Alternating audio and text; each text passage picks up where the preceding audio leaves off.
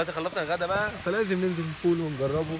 لغايه دلوقتي حتى الان المكان ده مش عارف ازاي اتقلب من قصر لفندق، واتقلب يعني قلبه جميله بالنسبه لي.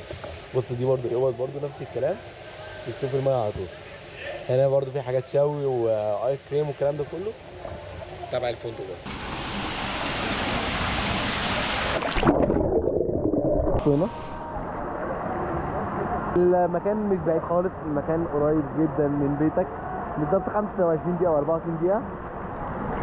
تيجي نستمتع.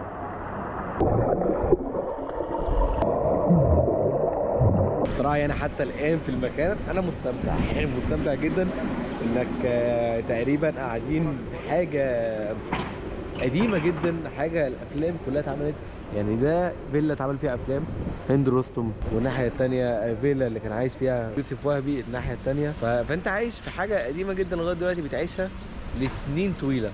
فتعالوا نشوفوا بقية اليوم هنعمل فيه ايه كتجربة بقى كاملة. فانت لازم بقى تجرب الفطار وتجرب الغداء وتجرب العشاء. فده العشاء، ده أول حاجة. تاني حاجة نازلة برضو، وتالت حاجة، ورابع حاجة. هنجرب حاجة حاجة.